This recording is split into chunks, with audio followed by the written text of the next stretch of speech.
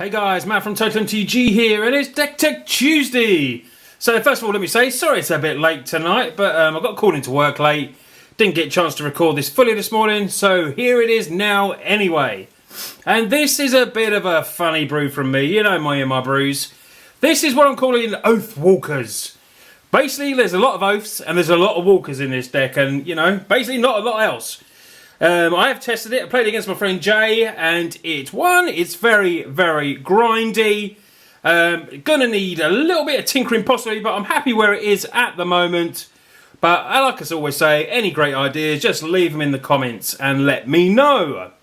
So, we shall start off with the one and only creature in the deck. It is Ulamog, the Ceaseless Hunger, the 10/10 legendary Eldrazi. When you cast it, you get to exile 2 target permanents. It's indestructible.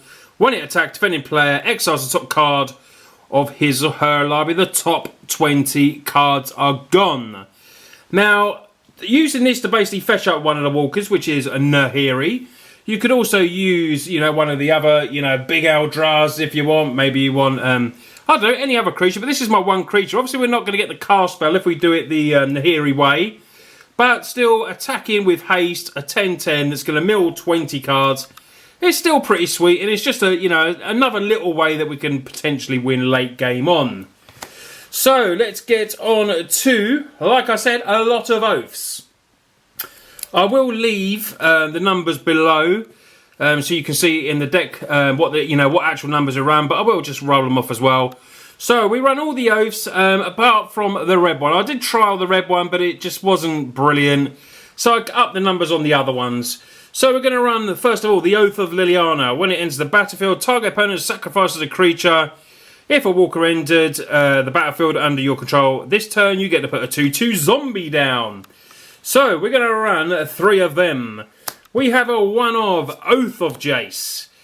Nice little draw spell. Maybe I will be upping these. Like I say, I'm testing the deck out. It worked well the other day. When this enters the battlefield, draw 3 cards, then discard 2. At the beginning of your upkeep, scry X for X number of planeswalkers we control. We have a couple of Oath of Gideons. When it enters, you get 2 1/1 allies. Each planeswalker you control enters the battlefield with an additional loyalty counter on it. That's pretty sweet.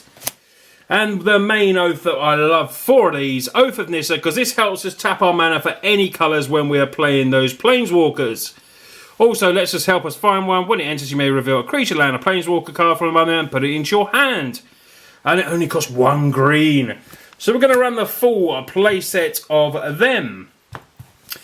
Couple of little instants. We run 2 of Glimmer of Genius. Scry 2, draw 2 cards, get energy counters. We're not using the energy counters.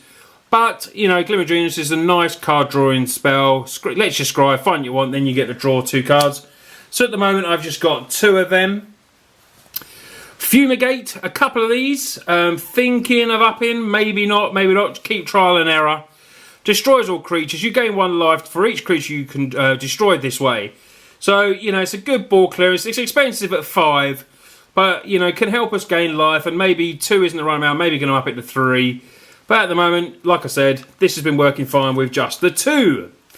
And it's a full playset of Deploy the Gatewatch. You get to look at the top 7 cards of your library, put up to 2 Planeswalker cards from among them onto the battlefield, put the rest on the bottom of your library in a random order. So, we want to get the 6 mana, cast this, and then we do have in total, obviously, multiples of some, but we have 16 Planeswalkers in the deck, so that is lots. Going to flitter it between 16 and 18, but at the moment I'm settling for the 16. So let's have a look at that 16. Now, one that is missing that you can pull in is the Liliana, just because I don't currently have one in my collection, but you could, you can bring it in if you want, but I'm settling with just the ones I have at the moment. So we're going to run a couple of Nissa, Voice of Zendikar. 1 double green, make plant tokens, good for early planeswalker, gets us blockers that we want. That is a nice planeswalker. They're in no particular order, these. We've got a 1 of Doven Barn. A bit like the old Jace Architect, in my view. Protects itself, but it gives the creatures -3, -0. But there might be a lot of creatures on the board by the time we get this down. You know how fast this meta is at the moment. But, this is a slow, grindy deck. And if it goes late, you should win. That's what I'm going to say. You know, Planeswalkers can win matches. They're powerful. So Dovin Barn, very nice Planeswalker. We've got one of them. And it's a couple of Nahiri. Like I said, it can go find our Ulamog if we need. It's a draw card, discard as well, which is nice for, you know, getting lots of card draw, you know, so finding what we want. And it also exiles target enchantment, tapped artifact, or tapped creature. So it can deal with some annoying vehicles if we need to. Tameo Field Researcher. Got one of these, but I am going to get a second one to it. I managed to emblem it the other day. It was absolutely amazing when you emblem a Tameo with Planeswalkers in your deck. Absolutely hilarious. Definitely going to be up in that, but it's one at the moment. On to some Chandras. We got Chandra Flamecaller. Costs 6. Comes down, you can put 2 3/1s with haste down and attack in. You can discard all the cards in your hand, then draw that many cards, or you can do a minus to a creature. To each creature, sorry, which is obviously sometimes what we need. And we also run the other Chandra Torture Defiance. Good for a little ramp. You know, it's a nice card, and obviously we might be able to get that down early before we have the double Chandra, where we'd have to get rid of one. We also run Nissa Vital Force. Can turn a land into a 5/5 elemental. You can -3 return target permanent card from your graveyard to your hand. Get back maybe a Planeswalker that died or anything like that. But yeah, Nissa's a very good card. We got one of them.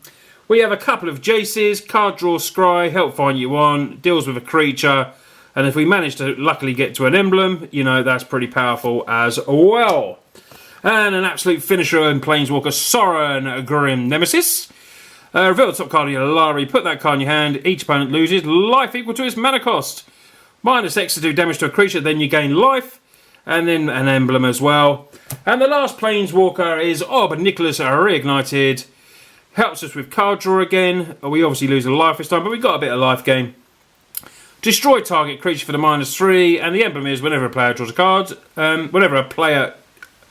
target opponent gets, and I'll get this right in a minute, target opponent gets an emblem whenever a player draws a card, they lose 2 life. So I'll get quickly on to the land base. The land base is a bit mental, it's everywhere. It's lots of different colours. You can see, you know, we're running a lot of colours. We're running green, we're running blue, we're running red, we're running black, we're running white, we're running all the colours, everything we need. So we need all the lands. Inspiring Vantages, Wandering Ephemerals, Basic, Shambling Fence, a lot of creature lands because obviously we're not running creatures. Needles, Spires, Quagmires, you know, we've got it all there. Like I said, I will leave a link below. Lumbering Falls, another hexproof one. Evolving, and lots of others. We got some basics as well, but you know, Oath of Nissas are really going to help us. The creature lands hopefully will help us as well. If we need some blockers, we've got Death Touch, we've got Lifelink, and we've got a hexproof one. We've got them all in the lands. But guys, this is the crazy Oath 5-colour Oath Walker deck. You know, you can add some different Planeswalkers in to give them a try if you want. There's not many left. I've, you know, pretty much covered them all. But, you know, if you want to add some more in, go for it. The deck's played like 3 or 4 games. It's won 3 out. You know, I've lost once, but that was when I got a real bad draw. But the deck is pretty sweet, guys. And it played, you know, it's fun. It's different. Yes, it's a bit clunky. Yes, it's, you know, it's not super fast like the meta is. But if you like Planeswalkers and you want a fun deck, this is the deck to play, guys. Give it a try. Let me know any ideas, you know, for the sideboard. I've made a brief sideboard, but nothing really major at the moment. You know, Authority of Councils, I think, is a good card. You know, then you get some removal like Radiant Flames and stuff like that in there. But, yeah, this is the wet deck, guys. So, hope you enjoyed Deck Tech Tuesday. Like, again, sorry it's a bit late. Please leave a like and subscribe. That'd be brilliant. Really helps support the channel. And I'll see you guys next week. Cheers, guys.